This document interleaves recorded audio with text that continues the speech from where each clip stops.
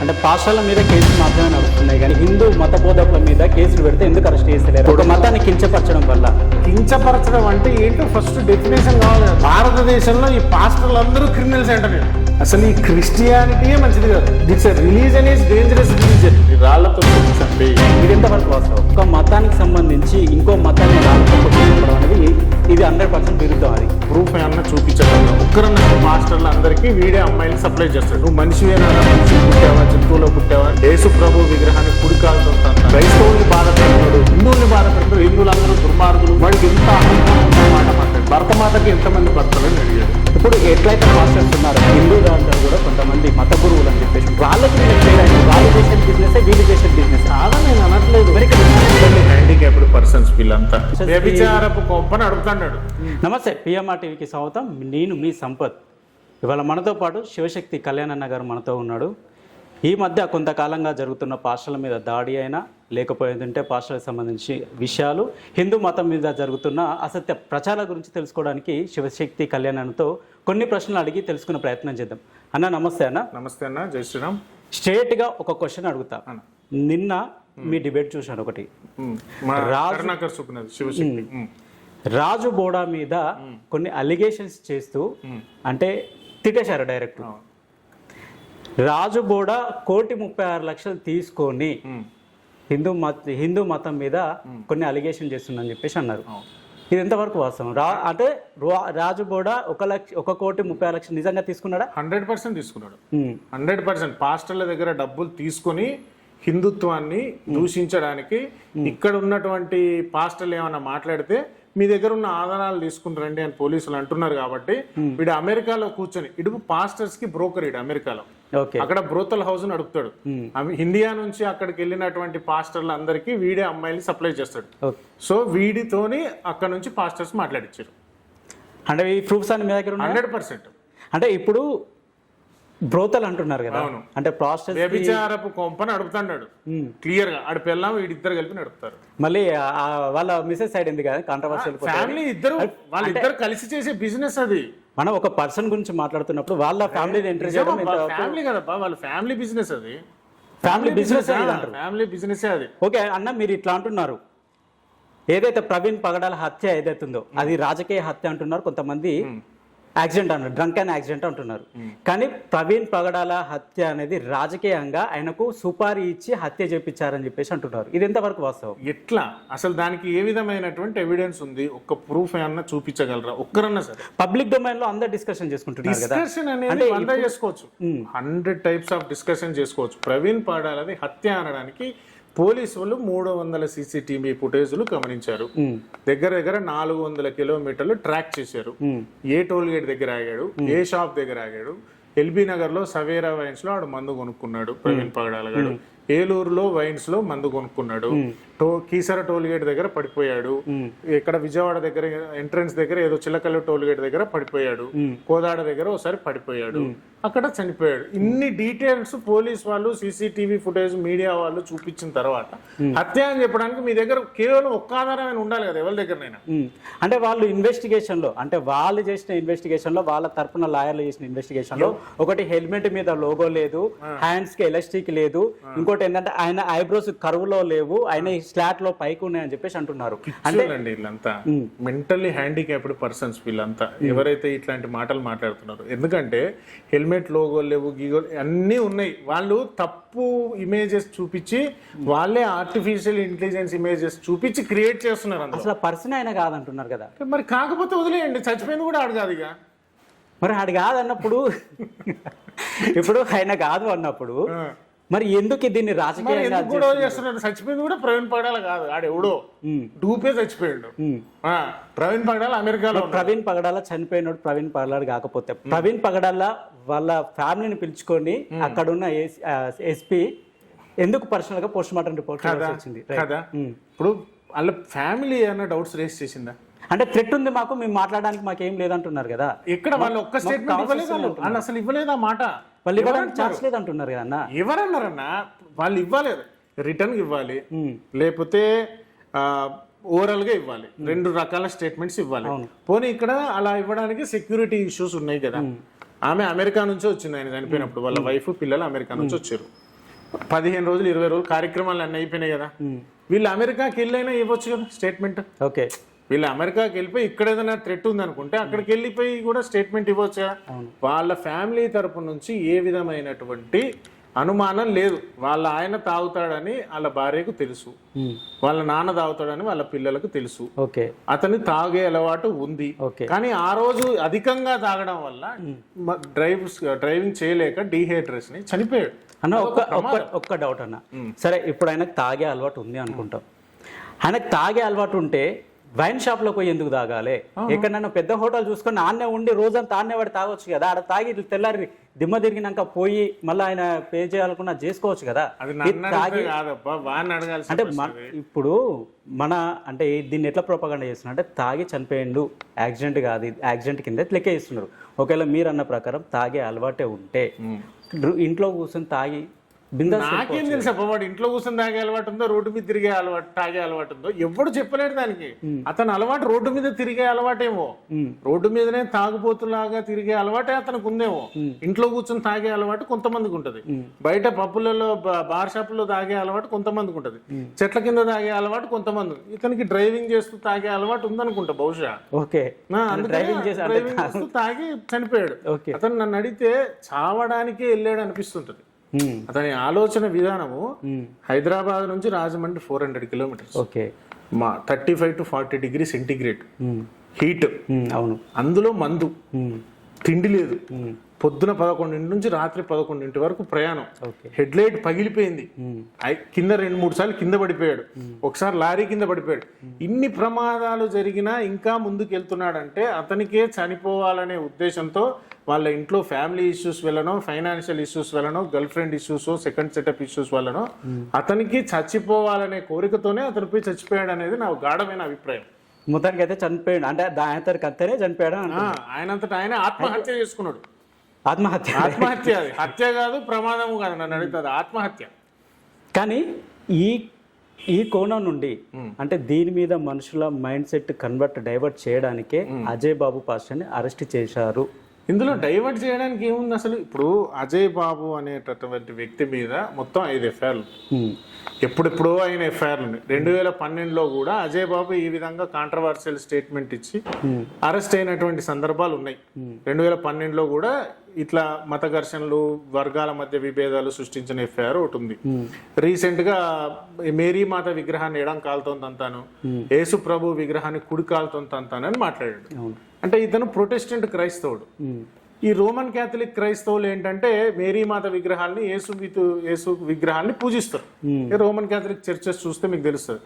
So అట్లా వాళ్ళు పూజించేటటువంటి యేసుక్రీస్తు, మేరీ మాతని పాస్టర్ అనే చెప్పుకునేవాడు కుడికాలతో ఎడంకాలతో తంతా అనే వరకు ఒక రోమన్ క్యాథలిక్ పాస్టర్ బాధపడి కేసు పెట్టాడు. అది కాకుండా బంజారా హిల్స్ పోలీస్ స్టేషన్ లో కేసు అయింది, తుకారంగేట్లో కేసు అయింది, ఉప్పల్లో కేసు అయింది, రాజానగరం రాజమండ్రిలో కేసు అయింది, ఓ దొంగతనం కేసు కూడా ఇతని మీద ఉంది అనేటటువంటి చర్చ కూడా వస్తుంది. ల్యాప్టాప్లు దొంగతనం చేశాడు అజయ్ బాబు అని చెప్పి ఓ చర్చ కూడా వస్తుంది. సో ఇట్లా క్రిమినల్ బ్యాక్గ్రౌండ్ ఉన్నటువంటి వ్యక్తి, దీన్ని డైవర్ట్ చేయడానికి క్రిమినల్ బ్యాక్గ్రౌండ్ ఉన్నటువంటి లేని వాడిని అరెస్ట్ చేస్తే తప్పు. వీడు ఆల్రెడీ క్రిమినల్, ఒక దొంగతనం కేసు ఉంది, మత విద్వేషాలు రెచ్చగొడుతున్నాడు, క్రైస్తవుల్ని బాధ పెడుతున్నాడు, హిందువుల్ని బాధ పెడుతున్నాడు, వాడిని అరెస్ట్ చేశారు, సందర్భం వచ్చింది అరెస్ట్ చేశారు. దాంట్లో డైవర్షన్ ఏం లేదు, ఏం లేదు. కానీ తన్ని టార్గెట్ చేస్తూ అంటే జైల్లో కూడా టార్గెట్ చేస్తూ గుండు కొట్టించారు. ఎందుకు కొట్టించారు? ఇప్పుడు అజయ్ బాబు అనేటటువంటి వాడు క్రిమినల్ అండి. వాడు భారతదేశాన్ని ముక్కలు చేయాలన్నాడు, యేసుక్రీస్తు విగ్రహాల్ని ఎడం కాలుతో తంతానన్నాడు. జైల్లో ఉన్న క్రైస్తవులు బాధపడతారు. రాముని దూషించాడు, హిందువుల్ని దూషించాడు, జైల్లో ఉన్న హిందువులు బాధపడతారు. వాళ్ళందరూ అతన్ని చాలా బూతులు తిట్టారంట జైల్లో. నువ్వు మనిషివేనారా, మనిషికి పుట్టావా, జంతువులో పుట్టావా అని దాడి చేయడానికి కూడా వచ్చారంట. కానీ పోలీసు వాళ్ళు కాపాడారంట. సరే ఇన్ని గుర్తుపట్టొద్దు, సడన్ గా చూసి క్రాఫ్ గీఫ్ ముఖం చూసి వీడు అజయ్ బాబు అంటే జనాలు గుర్తుపట్టి జైల్లో ఉన్న ఖైదీలు కూడా వీడిని తిట్టేలాగా కొట్టేలాగా ఉన్నారని పోలీసు వాళ్ళే వాడికి గుండు చేయించారు. అలా లాయరే బయటకు వచ్చి చెప్పాడు ఆ మాట. ఇప్పుడు మనం హిందువులంగా ఉన్నప్పుడు క్రిస్టియానిటీని గౌరవిస్తామా లేకపోతే దాన్ని ఎట్లా చూస్తాం? మనం ఎట్లా చూడం అసలు దాన్ని. క్రిస్టియానిటీ వైపు మనం కన్నెత్తి కూడా చూడాల్సిన అవసరం లేదు. ఎందుకు మరి? మనది ఉన్నతమైనటువంటి హిమాలయ శిఖరం. క్రిస్టియానిటీ అనేది చిన్న కంకర్ ఐలాండ్. హిందుత్వం అనేది ఉన్నతమైన హిమాలయ శిఖరం, దాని దిక్కు కన్నెత్తి చూడాల్సిన అవసరం లేదు. కానీ కంకర్రాయి స్థాయిలో ఉన్నటువంటి చిన్నది హిందూ మతాన్ని దూషించడానికి, హిందూ దేవీ దేవతల్ని దూషించడానికి, హిందువులను మత మార్పిడి చేయడానికి ప్రయత్నం చేసినప్పుడు మాత్రం ఏంటి అనేటటువంటి కన్నెర్ర చేసి ప్రతి హిందువు చూస్తాడన్న. ఇప్పుడు కొంతమంది స్వలాభం కోసం అంటే హిందూ క్రిస్టియన్ ఇలాంటి మత విభేదాలు పుట్టించి రెచ్చగొట్టే వ్యాఖ్యలు చేస్తున్నారు. ఇప్పుడు సపోజ్ తీసుకుంటే రామ్మోహన్ దాస్, రాధా మనోహర్ దాస్ క్రైస్తవులను ఎక్కడ కనిపించినా కూడా, నేను కొన్ని వీడియోలు కూడా చూశాను, ఎక్కడ కనిపించినా కూడా క్రిస్టియన్ని విభేదించడం, వాళ్ళని తిట్టడం, మీ దేవుడు ఇట్లా, మీ మేరీ మాత ఇట్లా, ఇది ఎంతవరకు వస్తుంది? అంటే ఒక మతాన్ని కించపరడం ఎంతవరకు? సరే, రాధా మనోహరన్ స్వామి ఎప్పటి నుంచి తిడుతున్నాడు? ఓ 4-5 ఏళ్ళ నుంచో 5-6 ఏళ్ళ నుంచి తిడుతున్నాడు అని అనుకోవచ్చు. సపోజ్ ఆయన వయసు సుమారు 50 సంవత్సరాలు. ఈ 50 సంవత్సరాల నుంచి 5 ఏళ్ళ నుంచి ఎందుకు తిడుతున్నాడు? ఈ 50 సంవత్సరాల నుంచి అతని అనుభవం వచ్చింది. ఎక్కడ చూసినా, ఏ చర్చికి వెళ్ళినా పాస్టరు విగ్రహాలు, రాళ్ళు, రప్పలు, హిందూ దేవుళ్ళు సైతాన్లు, హిందూ మతం చాలా నీచమైనటువంటి మతం, అగ్రకులాలు అట్లా చేశారు, బ్రాహ్మణులు ఇట్లా చేశారని తప్పుడు ప్రచారాలు చేసి హిందూ మతాన్ని, హిందూ దేవీ దేవతల్ని దూషిస్తుంటే అవి చూసి చూసి చూసి విరక్తి చెందినటువంటి హిందువులు తిరగబడుతున్నారు. ఇప్పుడు కాదు, 1960s లో 1970s లో కూడా ఈ పాస్టర్లు ఈ విధంగా హిందువులు తిట్టేవాళ్ళు. అప్పుడు వీడియోలు అవన్నీ ఏం ఉండేవి కాదు కాబట్టి రికార్డ్ అయ్యేవి కాదు. ఇప్పుడు రికార్డ్ అవుతున్నాయి, మనం చూస్తున్నాం కూడా. ఇప్పుడు పాస్టర్ విజయ్ కుమార్ అని ఒక పాస్టర్ ఉన్నాడు. భరతమాతకి ఎంతమంది భర్తలు అని అడిగాడు. వాడికి ఎంత అహంకారం ఉంటే ఆ మాట మాట్లాడతాడు. పిడి సుందరరావు అని ఒక పాస్టర్ ఉన్నాడు, జాతీయ జెండాన్ని చింపేస్తానన్నాడు. ఇప్పుడు ఈ అజయ్ బాబు ఉన్నాడు, భారతదేశాన్ని 2 ముక్కలు చేయాలి, ఉత్తర భారతదేశం దక్షిణ భారతదేశం చేయాలని మాట్లాడాడు. పాస్టర్ హనీ జాన్సన్ అని ఒక పాస్టర్ ఉన్నాడు. ఇవన్నీ రికార్డెడ్ వీడియో ఎవిడెన్సెస్ కదా. అంటే వాళ్ళు హిందూ అంటే భారతదేశాన్ని 2 ముక్కలు చేస్తా అంటే ఏ హిందూ అయినా, ఏ క్రిస్టియన్ అయినా, ఏ ముస్లిం అయినా ఒప్పుకోడు. వాళ్ళకేదో అంటే వాళ్ళ బిజినెస్ కోసమో లేకపోతే వాళ్ళకి కావాల్సిన ప్రియారిటీ ఇన్ఫ్లుయెన్స్ కోసమో అంటే మనం ఊకోం కదా దాని మీద. దానికి మనం ఎందుకు ప్రొపగండా చేయాల్సిన అవసరం? ప్రొపగండా చేయట్లేదు, వాళ్ళ బుద్ధి ఏంటో చూపిస్తున్నాం. Christian, average Christian pastor mind set అనేటటువంటిది ఈ దేశానికి ఎంత ప్రమాదకరమైనది అనేటటువంటిది సమాజానికి చూపించాలి. ఎందుకంటే ఇళ్లలో కూర్చుంటారు, ఎవరి డే టు డే యాక్టివిటీస్ లో వాళ్ళు బిజీగా ఉంటారు. పొద్దున 8 o'clock ఆఫీస్కి వెళ్ళిపోతారు, రాత్రి 7-7:30కి వస్తారు, వార్తలు చూస్తారు, 2 సూర్యులు చూస్తారు, భోజనం చేసుకుంటారు, పడుకుంటారు. వాళ్ళకు బయట సమాజంలో ఈ క్రైస్తవ పాస్టర్లు ఏ విధమైనటువంటి దుర్మార్గమైన ప్రాపగండా చేస్తున్నారు, తప్పుడు ప్రచారాన్ని ఏ విధంగా చేస్తున్నారు, హిందూ సమాజాన్ని ఏ విధంగా టార్గెట్ చేస్తున్నారు అని చూపించాల్సిన బాధ్యత ఉంది కదా. చూపెట్టకపోతే అట్లాంటి నీచుల సంఖ్య పెరిగిపోతుంది. అంటే వాళ్ళ సైడ్ నుండి ఒక వాదన ఏముందంటే, మేము ఏ హిందువుని కూడా మేము కించపరచము, మేము గౌరవిస్తాము, వాళ్ళు మమ్మల్ని ఎందుకు టార్గెట్ చేయాల్సి వస్తుందని అంటున్నారు. దీనికి మేము కూడా ఏ క్రైస్తవుని కించపరచట్లేదే. మేము ఇంతవరకు ఒక్క క్రైస్తవ విశ్వాసం కూడా తిట్టలేదు. మేము తిట్టేది అందరినీ పాస్టర్లని. మేము చెప్పేదంతా బైబిలే. బైబిల్లో ఉన్నటువంటి విషయాన్ని మీకు చెప్తున్నాం. నచ్చితే అందులోనే సావండి, లేదు ఇదేదో తేడాగా ఉంది అంటే అందులో నుంచి బయటకు వచ్చేసేయండి. 2 పాస్టర్లు. ఈ పాస్టర్లకు క్రిస్టియానిటీ అనేటటువంటిది బిజినెస్. ఇప్పుడు అజయ్ బాబు అరెస్ట్ అయ్యాడని చెప్పేసి విజయ్ కుమార్, అభినయ్ దర్శన్, అజయ్ బాబు ఫ్యామిలీతో సహా క్రిస్టియన్ల దగ్గర డబ్బులు వసూలు చేస్తారు. వాడు బెయిల్కి కావాల్సిన ఖర్చులు ఎంత? 40,000, 50,000 ఖర్చు అవుతుంది. కానీ వాళ్ళు ఇప్పటికీ అజయ్ బాబు ఫ్యామిలీ 3 లక్షలు వసూలు చేశారు. బెయిల్ కోసం 3 lakhs వసూలు చేశారు. ఇప్పటికైనా సరే మీరు పంపించినటువంటి డబ్బులు నాకు సరిపోయినాయి, ఇంకా బెయిల్ కోసం ఎవ్వరూ డబ్బులు పంపొద్దు అని వాడి ఛానల్లో ఒక్క పోస్ట్ రాదు మీకు, ఇంకో 10 days దాకా రాదు. అనరు వాళ్ళు. 2 అభినయ్ దర్శన్ గాడు ఆడి ఫ్యామిలీ అటు వసూలు చేస్తుంది వాడి యూట్యూబ్ ఛానల్లో, CMDF యూట్యూబ్ ఛానల్లో. అభినయ్ దర్శన్ అనేటటువంటి ఇంకో పాస్టర్ అజయ్ బాబు బెయిల్ కోసం నాకు డబ్బులు వేయండి అని వీడు వసూలు చేస్తున్నాడు. వీడు ఒక 5 లక్షలు వసూలు చేశాడు. విజయ్ కుమార్ ఆదరణ సభ పెట్టాలి, అజయ్ బాబు కూడా అవసరం ఉంది, నాకు అప్పులు ఉన్నాయి, నాకు డబ్బులు వేయండి అని విజయ్ కుమార్ వసూలు చేస్తున్నాడు. విజయ్ ప్రసాద్ రెడ్డి వాడు వసూలు చేస్తున్నాడు. హనీ జాన్సన్ అనేటువంటి వసూలు. వీళ్లకు బిజినెస్, క్రైస్తవం అనేది బిజినెస్. క్రైస్తవ విశ్వాసుల్ని మేము ఎప్పుడు ఏమనట్లా. వాళ్ళు ఏంటంటే తెలుసో తెలియకో ఆ రొచ్చుగుంటలో దిగారు, ఆ బురద గుంటలో దిగారు. వాళ్ళు ఏదో రోగం తగ్గుద్దనో, చదువు వస్తుందనో, కడుపు నొప్పి తగ్గుద్దనో, ఉద్యోగం వస్తుందనో ఆ బైబిల్ అనేటటువంటి ఊబిలో దిగిపోయారు. నిజంగా ఆ బైబిల్ని ఒకసారి చదివి మేము చెప్పే వీడియోలు అందులో ఉన్న నిజాల్ని ఎక్స్ప్లెయిన్ చేస్తే వాళ్ళు అర్థం చేసుకుంటే అందులో నుంచి బయటకు వచ్చేస్తారు. కానీ పాస్టర్లకి ఏంటంటే వాళ్ళు బయటికి రాకూడదు అనేటటువంటి సమస్య వస్తే వాళ్ళకి డబ్బులు పోతాయి. అది బిజినెస్. ఒక చిన్న డౌట్ అన్న, మీరు కూడా ఒకప్పుడు క్రిస్టియన్ అంటే కదా? కాదు, నేను కాదు. మా కరుణాకర్ సుగ్గున క్రిస్టియన్. ఎందుకు మరి క్రిస్టియన్ దగ్గరికి వెళ్ళి మళ్ళీ ఎందుకు రివర్స్ అవ్వాల్సి వచ్చింది? అది కరుణాకర్ సుగ్గున అయితేనే మా వాడు బ్రహ్మాండంగా ఎక్స్ప్లెయిన్ చేస్తాడు. కరుణాకర్ సుగ్గున అయితేనే దాన్ని బాగా ఎక్స్ప్లెయిన్ చేస్తాడు. తను క్రిస్టియానిటీ చిన్నప్పుడు తనకు తెలియనటువంటి వయసులో క్రిస్టియన్ వాళ్ళ మదర్ ఫాదర్ కన్వర్ట్ అవ్వడం వల్ల క్రిస్టియన్, తర్వాత తెలుసుకున్నాడు క్రిస్టియానిటీ అనేటటువంటిది చాలా గబ్బు రిలీజియన్ అనేటటువంటి విషయం తెలుసుకొని దాంట్లో నుంచి బయటకు వచ్చాడు. అంటే క్రిస్టియన్లో ఉన్నప్పుడు అంటే వాళ్ళకి ఏమన్నా ఇబ్బందులు ఏమన్నా ఎదురైనా, లేకపోతే ఈ మతం ఇది కరెక్ట్ కాదు, హిందూ మతమే కరెక్ట్ అని చెప్పేసి బయటికి రావడం? 100% ఇది కరెక్ట్ కాదు, హిందూ మతం కరెక్ట్ అనేది బయటికి రావడం. అంటే ఇప్పుడు క్రిస్టియానిటీ నమ్ముకున్న విశ్వాసులను ఎక్కడ వ్యతిరేకం కాదు వాళ్ళకైతే. విశ్వాసులను మనం ఎప్పుడూ వ్యతిరేకించలేదు. అంటే ఇక్కడ ఏమైతుందంట, వాళ్ళ మీద అఫ్ కోర్స్ జాలి పడతాం మేము, ఎందుకంటే వాళ్ళు అమాయకులు, వాళ్ళు గొర్రెలు. పాస్టర్ ఏది చెప్తే అదే నిజం అని నమ్మేటటువంటి అంధవిశ్వాసులు. ఓకే, అంటే మీరు ఇప్పుడు అన్నారు గొర్రెలు అని చెప్పేసి, బయట పబ్లిక్ లో అంటే కొంతమంది డౌట్ నేను మీతో అడుగుతున్నా, డైరెక్ట్ అడగాలి కాబట్టి అడగండి.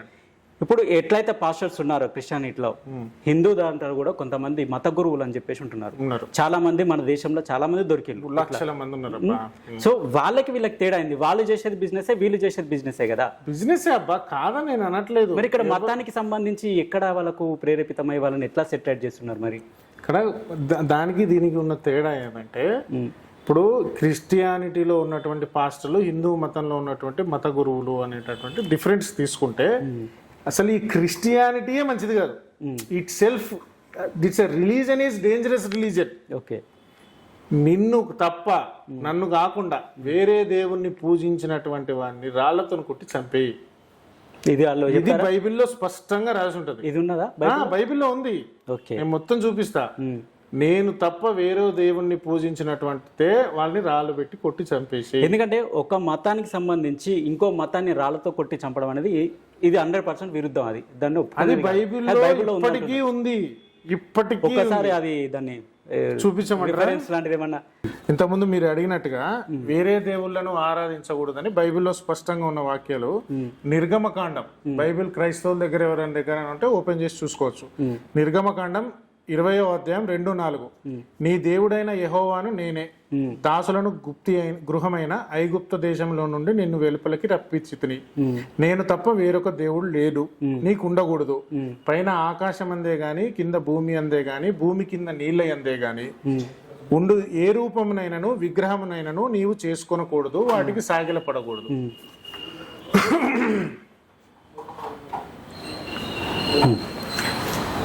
ఏ రూపమునైనను నువ్వు చేసుకొనకూడదు, వాటికి సాగిలపడకూడదు, పూజింపకూడదు అని బైబిల్లో ఉంటుంది. నిర్గమకాండం 20వ అధ్యాయం. అదే నిర్గమకాండంలో 34వ అధ్యాయం 13-14 వచనాల్లో, కాబట్టి మీరు వారి బలిపీఠంలను, అంటే విగ్రహాలకు ఆకాశం మీద భూమి మీద ఎవరిని పూజించొద్దని చెప్తాడు. కాబట్టి పూజించినటువంటి వాళ్ళ మీదకి ఈ యెహోవా వాళ్ళ మనుషుల్ని పంపిస్తాడు, వాళ్ళ దేవుడు. వాళ్ళ బలిపీఠములు పగలగొట్టి, వాళ్ళ బొమ్మల్ని పగలగొట్టి, వారి దేవతా స్తంభములను పడగొట్టవలను. ఏలననగా వేరొక దేవునికి నమస్కారం చేయవద్దు, ఆయన నామము రోషము గల యెహోవా, ఆయన రోషము గల దేవుడు అని చెప్పుకుంటాడు యెహోవా.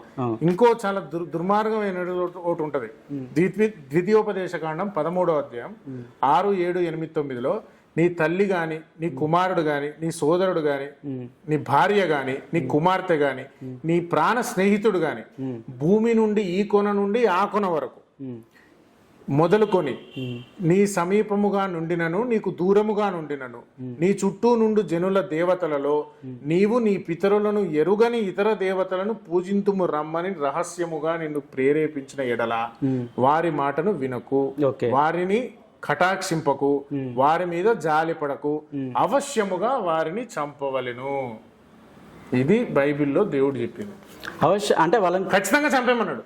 నీ కుమారుడు గాని, కొడుకు గాని, బిడ్డ గాని, భార్య గాని, నీ ప్రాణ స్నేహితుడు గాని, నువ్వు పూజించే దేవతల గురించి అంటే యెహోవా గురించి. అంటే చంపమంటే ఇప్పుడు ఒకటన్నా ఇక్కడ నాకు డౌట్ వచ్చింది. చంపమంటే డైరెక్ట్ హత్య చేయడం కాదు, డైరెక్ట్ హత్య చేయడం. అంటే నీ మనసులో ఉన్న ఆ బుద్ధి నుండి చంపేయడం అని ఇవన్నీ చెప్పేసి అట్లా వాళ్ళు రాయలేదబ్బా. వాళ్ళు డైరెక్ట్ సంపమనే అంటే కటాక్షింపకు, కనికరించకు, జాలిపడకు, అవశ్యముగా చంప ఇన్ని చెప్పాడు కదా. చంపమంటే చంపన్నట్టే. నువ్వు పూజించని దేవతల్ని కాకుండా ఇంకో దేవుణ్ణి పూజిద్దాం, ఇప్పుడు నీ కోరికలు తీరుతలేవు ఇట్రా అని అంటే మనం చంపేమన్నాడు యెహోవా. Christianity itself. ఇప్పుడు చాలా మంది పాస్టర్లు జగన్ ఎందుకు ఓడిపోయిందంటే జగన్ విగ్రహారాధన చేసిండు కాబట్టి ఓడిపోయారని చెప్పారు. అది ఎట్లా పాసిబుల్ అయితే అంటే ఇప్పుడు కొంతమంది అంటే క్రిస్టియానిటీ వైఎస్ రాజశేఖర రెడ్డి విగ్రహారాధన చేసిండు కాబట్టి చచ్చిపోయిందని చెప్పిన పాస్టర్లు ఉన్నారు. అది ఎట్లా పాసిబుల్ అయితే? అందుకే ఈ పాస్టర్లు సమాజానికి ప్రమాదకరం అని చెప్పేది. అసలు పాస్టర్లని మీరు ఎందుకు టార్గెట్ చేస్తారు? వాళ్ళు చేసేది వాళ్ళు ఇట్లాంటి మైండ్ సెట్తో ఉంటారు. వాళ్ళు ఇప్పుడు చాలామంది పాస్టర్లు చర్చికి వచ్చేటటువంటి అమాయకులు కూలీ కైకిలు చేసుకొని తినడానికి తిండి లేక, బతకడానికి గూడు లేక, ఇల్లు లేని, బట్ట లేనటువంటి క్రైస్తవుల దగ్గర కూడా వీళ్ళు దశంభాగాలు బ్లాక్మెయిల్ చేసి తీసుకుంటారు. నువ్వు సంపాదించిన 100 రూపాయలలో 10 రూపాయలు కనుక నువ్వు పాస్టర్కి ఇవ్వకపోతే నీ కుటుంబంలో సంతోషం లేదు, నీ జీవితం నాశనం అయిపోతుందని బ్లాక్మెయిల్ చేస్తారు. అట్లాంటి వీడియోస్ 1000 వీడియోస్ ఉన్నాయి యూట్యూబ్లో. That is the pastor psychology. They are dangerous to the society. స్వామీజీలకు పాస్టర్లకు తేడా ఏంటంటే స్వామీజీ ఒకవేళ తప్పు చేసిండు అనుకో అరెస్ట్ అవుతాడు, జైలుకి వెళ్ళిపోతాడు. స్వామీజీ వల్ల హిందుత్వానికి ఏం నష్టం లేదు, భారతదేశానికి ఏం నష్టం లేదు, సమాజానికి ఏం నష్టం లేదు. వాడి వల్ల ఎవడు సైకోలు అవ్వరు. కానీ పాస్టర్ల వల్ల క్రైస్తవులు సైకోలుగా తయారవుతారు. ఇది ప్రమాదం సమాజానికి. ఓకే. కుటుంబాలు విడిపోయినాయి, ఎన్నో కుటుంబాలు విడిపోయినాయి, తల్లిదండ్రులు విడిపోయారు, పిల్లలు విడిపోయారు, భార్యాభర్తలు. మాకు ఎన్ని కాల్స్ వస్తాయంటే కనీసం రోజుకి 4-5 కాల్స్ వస్తాయి. మా కొడుకు ఇట్లా చేసిండు, మా బిడ్డ ఇట్లా చేసింది, మా భార్య చర్చికి వెళ్తుంది, ఏం చేయాలో నాకు అర్థం అవుతలేదు. మొగుడిని వదిలేస్తారు, పిల్లల్ని వదిలేస్తారు, పెళ్ళాలను వదిలేస్తారు పాస్టర్ల మోటివేషన్ వల్ల. నీ మొగుడు మతం మారకపోతే నువ్వు నీ మొగుడుతో సంసారం చేయొద్దని చెప్పిన పాస్టర్లు భారతదేశంలో లక్షల మంది ఉన్నారు. అంటే అందరూ అదే పాస్టర్ అంటే అందరూ అదే విధంగా చెప్పాడని రూల్ లేదు కదా. అంటే వానికి బిజినెస్ కోసం వాడు చెప్తుండేమో. అందరికి అదే బిజినెస్. వాడు ఇప్పుడు పాల వ్యాపారం చేసేటప్పుడు పాలు అమ్ముతాడు, అవును. మత వ్యాపారం చేసినప్పుడు మతాన్ని అమ్ముతాడు. వాడు చేసేది అదే. అంటే ఇది మన హిందూ ధర్మంలో ఉన్నది, అటు క్రిస్టియన్ ధర్మంలో ఉన్నది, ముస్లింల ధర్మంలో కూడా ఇదే ఉంటుంది. అయితే ఏది ఉంటుంది అట్లా కంపేర్ చేయడానికి లేదు. దేంది దాందే. పాలు పాలే, పెరుగు పెరిగి, నెయ్యి నెయ్యే. అన్ని బరి నుంచి వచ్చినాయి అంటే కుదరదు. అట్లా వేరు. It's a different. మనం వివిధ కోణాలలో పరిశీలించి రీసెర్చ్ చేసి మనం డిస్కస్ చేయాల్సిన టాపిక్స్ అవి. వేగ్గా ఒకటే అందరూ ఒకటే అనేటటువంటి అవకాశం లేదు. స్వామీజీలు అనేటటువంటి it's a different topic. Okay. వాళ్ళు ఒకవేళ తప్పు చేశారు అనుకో హిందూ సమాజం యాక్సెప్ట్ చేయదు. ఏదైనా పాస్టర్ తప్పు చేస్తే ఆ చర్చికి వచ్చేటోళ్ళు ఆ పాస్టర్ మీద కేసు పెట్టి అరెస్ట్ చేయించిన సందర్భాలు ఉన్నాయా? ఓకే. ఇప్పుడు అంటే పాస్టర్ల మీద కేసులు మాత్రమే నడుస్తున్నాయి కానీ అంటే హిందూ మత బోధకుల మీద కేసులు పెడితే ఎందుకు అరెస్ట్ చేస్తలేరని ఒక వాదన కూడా పబ్లిక్ డొమైన్లో ఉంది. ఇప్పుడు ఒక మతాన్ని కించపరచడం వల్ల ఇక్కడ కించపరచడం అంటే ఏంటో ఫస్ట్ డెఫినేషన్ కావాలి కదా. నువ్వు అనుకోవడం, నేను అనుకోవడం, ఏదో అనుకోవడం కాదు కదా. అసలు భారతదేశంలో ఈ పాస్టర్లు అందరూ క్రిమినల్స్ అంట నేను. అట్లా నేను అనుకుంటా. అందరిని అరెస్ట్ చేయమంట నేను. పాస్టర్లు అందరిని అరెస్ట్ చేయమంట నేను పాస్టర్ అని అందరిని అరెస్ట్ చేయమంటాను. ఓకే. మరి వాళ్ళు కూడా అదే హిందూ బోధ చేసే అందరు క్రిమినల్ మైండ్ అని చెప్పేసి వాళ్ళు అట్లా చేయలేరు కదా, కుదరదు కదా. ఇప్పుడు హిందువుల్ని ఎందుకు అరెస్ట్ చేస్తలేరు అంటే ఇప్పుడు వాడు అనుకునే దృష్టి వేరు, నేను అనుకునే దృష్టి వేరు, చట్టం వేరు. ఇప్పుడు రాధా మనోహర స్వామి మాట్లాడినా, మేము మాట్లాడినా చట్టబద్ధంగా మాట్లాడతాం. అవును. మా కరుణాకర్ మాట్లాడినా, మా దాంట్లో ఎవరు మాట్లాడినా చట్టబద్ధంగా, న్యాయబద్ధంగా, రాజ్యాంగబద్ధంగా మాట్లాడతాం. ఉన్న విషయాల్ని బయటికి వాళ్ళు చట్ట వ్యతిరేకంగా మాట్లాడతారు, రాజ్యాంగ వ్యతిరేకంగా మాట్లాడతారు, ఈ దేశ సార్వభౌమత్వాన్నే ఛాలెంజ్ చేసే విధంగా మాట్లాడతారు. పాస్టర్ అజయ్ బాబు అనేటటువంటి వాడు ఢిల్లీ పోలీసుల్ని పీక మీద కత్తి పెట్టి కోసేస్తానని మాట్లాడాడు. ఆ వీడియోస్ ఉన్నాయి నా దగ్గర. ఓకే.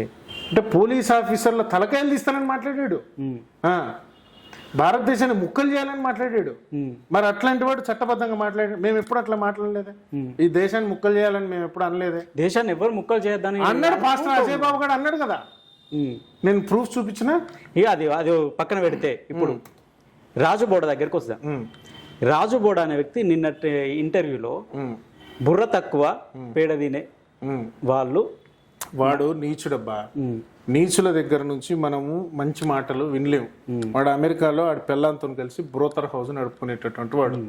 ఇండియా నుంచి, బంగ్లాదేశ్ నుంచి, మయన్మార్ నుంచి, నేపాల్ నుంచి, అక్కడక్కడ నుంచి వచ్చేటటువంటి పాస్టర్లకి వాడు పడక సుఖాన్ని ఇస్తాడు. వాడు బ్రోకర్ హౌస్ నడుపుకునేటటువంటి వాడు నీచుడు, వాడి స్థాయి అది. వాడు అలాగే మాట్లాడతాడు. అలా నీచంగా మాట్లాడేటటువంటి ప్రతి కుక్కకి మనం స్పందించాల్సినటువంటి అవసరం లేదు. వాడు వచ్చినప్పుడు, ఇండియాకి వచ్చినప్పుడు బైరి నరేష్ కంటే ఎక్కువ దెబ్బలు తిట్టాడు. నిన్న అంటే మీరు ఇండియా కంటే ఒక మాట గుర్తుకొచ్చింది, ఒకవేళ నేనే తప్పు చేసేది ఉంటే రెడ్ కార్నర్ నోటీస్ పంపించవచ్చు కదా అని చెప్పి ఛాలెంజ్ చేశాను. పంపిస్తారు కదా, పంపిస్తారు. మీరు తీసుకొచ్చే ప్రయత్నం చేస్తారా? రాజు వాడిని ఎవరు తీసుకొస్తాడు? ఇప్పుడు రీసెంట్ గా ఒక సంఘటన జరిగింది, మీ అందరికి తెలిసిందే. ఎమ్మెల్యే షకీల్ ఉన్నాడు. షకీల్ ఇప్పుడు పంజాగుట్ట యాక్సిడెంట్ కేసుని తప్పుదోవ పట్టించే ప్రయత్నం చేసిండు. పంజాగుట్ట పోలీసులందరినీ అరెస్ట్ చేసి రేవంత్ రెడ్డి గారు షకీల్ కి నోటీసులు ఇచ్చారు. దుబాయ్ పారిపోయిండు. నిన్న ఎయిర్పోర్ట్ లో దిగిండు. వాళ్ళ అమ్మ అంత్యక్రియలకి అరెస్ట్ చేసిరా? అరెస్ట్ చేసి జైలుకి పంపిస్తారు కదా. ఆ పనిలో ఏమో అయిపోయిన తర్వాత జైలుకి పంపించేస్తారు కదా. వాడు టైం వచ్చినప్పుడు వాడు వస్తాడు. వాళ్ళ ఆఫ్టర్ ఆల్ బ్రోతల్ హౌస్ నడుపుకునే ఏదో గురించి ఇండియన్ గవర్నమెంట్ డబ్బులు ఎందుకు ఖర్చు పెట్టుకోవాలి? వాడే వస్తాడు, వాడే అరెస్ట్ అవుతాడు. ఓకే అన్న, ఫైనల్ గా మనది సెక్యులర్ కంట్రీ, మత స్వేచ్ఛ, భావ స్వేచ్ఛ అనేది ప్రతి ఒక్కరికి ఇచ్చిన రాజ్యాంగం. మత స్వేచ్ఛ గురించి మీరు ఏం చెప్తారు? అసలు మత స్వేచ్ఛ అంటే ఏంటి? ఫస్ట్ మత స్వేచ్ఛ అంటే రాజ్యాంగం కరెక్ట్ డెఫినేషన్ ఇవ్వలేదు. నన్ను అడిగితే రాజ్యాంగంలో ఆర్టికల్ 25 నుంచి, అఫ్ కోర్స్ 24 నుంచి 30 వరకు ఆర్టికల్స్ ని మార్చాల్సినటువంటి ఆవశ్యకత ఉంది. ఎందుకంటే మత స్వేచ్ఛ అనే దానికి కరెక్ట్ డెఫినేషన్ రాజ్యాంగం ఇవ్వలేకపోయింది. ఇప్పుడు బైబిల్ మత స్వేచ్ఛకు బైబిల్ విరుద్ధం. ఇప్పుడు నాకు నచ్చినటువంటి దేవుని నేను పూజిస్తాను, అవును, కానీ బైబిల్ దృష్టిలో విగ్రహారాధన చేసినటువంటి వాడు వ్యభిచారం. భారతదేశంలో విగ్రహారాధన చేసేటటువంటి వాడికి ఏమైనా ఐపీసీ సెక్షన్స్ ఉన్నాయా? లేదు. కానీ వ్యభిచారానికి ఐపీసీ సెక్షన్స్ ఉన్నాయి కదా. అంటే బైబిలే మత స్వేచ్ఛకు విరుద్ధం. విగ్రహారాధన వ్యభిచారంతో సమానం అని చెప్తారు పాస్టర్లు. బైబిల్ చెప్తుంది. అట్లాంటి బైబిల్ని భారతదేశంలో బ్యాన్ చేయాలి. ఓకే, భారతదేశంలో బైబిల్ని బ్యాన్ చేయాలి. విగ్రహారాధన చేయడం అనేటటువంటిది వ్యభిచారంతో సమానం అని బైబిల్ చెప్తుంది. మరి రాజ్యాంగంలో అట్లా లేదే. అంటే మన రాజ్యాంగం సెక్యులర్ కంట్రీ కాబట్టి రాజ్యాంగంలో ప్రతి ఒక్క మతాన్ని గౌరవించాలి. నేను అనేది ఏంటంటే రాజ్యాంగంలో మత స్వేచ్ఛకు డెఫినేషన్ లేదు. మత స్వేచ్ఛకు రాజ్యాంగంలో కనుక ఒక డెఫినేషన్ ఇవ్వగలిగితే బైబిల్, ఖురాన్ భారతదేశంలో బ్యాన్ అవ్వాలి. ఓకే, ఖురాన్ లో కూడా అదే ఉంటది. ఇక్కడ సమస్య ఏంటి అనేటటువంటిది ఏంటంటే మత స్వేచ్ఛ అనే దానికి డెఫినేషన్ రాజ్యాంగం ఇయ్యలేకపోయింది కాబట్టి మత స్వేచ్ఛ అనేటటువంటి దానికి ఎవరికి వాడు డెఫినేషన్ తీసుకోవాల్సిన పరిస్థితి. హిందువులు డెఫినేషన్ తీసుకుంటారు. నా హిందుత్వం పరంగా నా మత స్వేచ్ఛ ఏంటంటే నాకు నచ్చిన దైవాన్ని, నాకు నచ్చిన సంస్కృతిని, తరతరాలుగా నా తాతలు ముత్తాతలు ఇచ్చినటువంటి సంస్కృతి సాంప్రదాయాన్ని నేను పాటిస్తా. వాటి గురించి తప్పుగా మాట్లాడినా, వాటి గురించి చులకనగా మాట్లాడినా వాటి తాట తీస్తా. ఇదే నా మత స్వేచ్ఛ. ఓకే, అది నా మత స్వేచ్ఛ. వాడి మత స్వేచ్ఛ ఏంటి? హిందువులందరినీ మతం మార్చాలి, విగ్రహారాధన చేస్తున్నారు, హిందువులందరూ దుర్మార్గులు, హిందువులందరినీ చంపాలి అనేటటువంటిది వాడి మత స్వేచ్ఛ. సమాజానికి వాడు హానికరం అని చెప్తున్నాను. ఓకే, ఇక్కడ ఒక చిన్న డౌట్ రేజ్ అయిందన్న. ఇప్పటి వరకు అంటే నేను విన్న దాంట్లో ఏ పాస్టర్ కూడా ఏ మనిషిని మతం మారమని మేము చెప్పలేదు అనే వాదన ఒకటి తీసుకొస్తున్నారు. మతం మారని చెప్పకపోయేది ఉంటే చర్చిలు అంటే వాళ్ళ ఇష్టంగా వాళ్ళే వస్తున్నారు, వాళ్ళకు నచ్చి వస్తున్నారు అంటున్నారు. అదే కదండి నా బాధ కూడా. అమాయకులు, మూర్ఖులు, అంధభక్తులు, అజ్ఞానులు, వాళ్ళకి తెలియదు ఏమి. అది కడుపు నొప్పి వస్తుంది. రాత్రి బిర్యానీ తింటాడు, పొద్దున ఏదో కడుపులో నొప్పి వస్తుంది. ఇంటి పక్కనోడు క్రైస్తవుడు ఉంటాడు, అరే కడుపు బాగా నొత్తుందారా, మా చర్చికి వెళ్ళి ప్రార్థన చేస్తే తగ్గిపోతుందిరా అంటాడు. వాడు వెళ్ళి ఆల్రెడీ పొద్దున్న టాబ్లెట్ వేసుకుని ఉంటాడు, పోయి ప్రార్థన చేస్తాడు, తగ్గిపోతుంది. కడుపు నొప్పి తగ్గిందని మతం మారిన వాళ్ళు ఉన్నారు. అంటే బేసిక్ నాలెడ్జ్ లేని అమాయకులు, అంధవిశ్వాసులు, మూడులు. వాళ్ళు కనుక బైబిల్ చదివితే వాళ్ళు కొంచెం ఎటర్నల్ గా ఆలోచించగలిగితే క్రిస్టియానిటీలో ఏ క్రైస్తవుడు ఉండడు. ఓకే, అది నా భావన. సో ఫైనల్ గా అంటే హిందుత్వం గురించి మీ పోరాటం ఎలా ఉండబోతుంది? ఇలాగే ఉంటది. ఇలానే ఉంటుందా? ఖచ్చితంగా ఇలాగే ఉంటది. ఇప్పుడు మనుషులందరూ ఒకటేనా, లేకపోతే వాళ్ళది ఆ మతం అయితే ఆ మనుషులు, ఈ మతం అయితే ఈ మనుషులు? మనుషులందరూ ఒకటే, భావజాలాలు వేరు. ఓకే, మనది భావజాల యుద్ధం. యాక్చువల్లీ మనుషులతో యుద్ధం కాదు. మరి కొంతమంది మీద అంటే క్రిస్టియానిటీ మీద, కొంతమంది మీద పాస్టర్లు, ఇటు పాస్టర్లైనా అటు మత గురువులైనా, వీళ్ళ పక్కన పెడితే కొంతమంది మీద దాడులు జరుగుతున్నాయి. వాటిని మనము ఆపాలా, లేకపోతే కంటిన్యూ కానీ ఎవరి మీద దాడులు జరగట్లేదబ్బా, అమాయకులైనటువంటి వాళ్ళ మీద. ఇప్పుడు వాడు మైక్ పట్టుకొని వస్తాడు, మీ ఇంటి ముందు నుంచుంటాడు. ఇప్పుడు వాళ్ళతో కొంతమంది వస్తారు, మైక్ పట్టుకొని నీ ఇంటి ముందు నుంచుంటాడు వాడు. నువ్వు పూజించేటటువంటి విగ్రహాలు, రాళ్ళు రప్పలు, నువ్వు సైతాన్ని పూజిస్తున్నావు అంటాడు. అయితే కొందరికి హిందువులకి సిగ్గు శరము చీము నెత్తురు ఉండదు, వాళ్ళు స్పందించరు. స్పందించేవాడు బయటకు వచ్చి వాడిని తిట్టడమో కొట్టడమో చేస్తాడు. అవును. ఇప్పుడు వాడు మైక్ పట్టుకొని నువ్వు పూజించే దేవుళ్ళ సైతాన్లు రాళ్ళు రప్పలు అనకుండా మీ అమ్మది మీ నాన్నది అని ఇంట్లో వాళ్ళని తిడితే ఊరోళ్ళందరూ వచ్చి కొడతారు కదా. డెఫినెట్లీ అది అంటే ఫ్యామిలీని అంటే ఎప్పుడైనా ఒక పర్సన్ ఇంటరాక్ట్ చేయాలి. మతం కూడా భగవంతుడు కూడా మన కుటుంబమే. ఇంట్లో కూడా భగవంతుడు కూడా పూజ గది ఉంటది, పూజా స్థలం ఉంటది. మనల్ని నిర్విరామంగా 24 గంటల పాటు పుట్టి నుంచి ఇప్పటి వరకు మనల్ని ప్రతి సందర్భంలో కాచి కాపాడుతున్నవాడు, ఈ విశ్వాన్ని నడిపిస్తున్నవాడు భగవంతుడే. ఆ భగవంతుడి విషయంలో కూడా తప్పుగా మాట్లాడేవాడిని తాట తీయాలంట నేను. ఓకే, అది నా కాన్సెప్ట్. సో థ్యాంక్ యూ అన్న. Thank you. జై శ్రీరామ్. ఇది మనకు ఇప్పటివరకు కళ్యాణ్ అన్న గారు ఇచ్చిన మంచి విషయాలు. మరిన్ని అప్డేట్స్ కోసం మళ్ళీ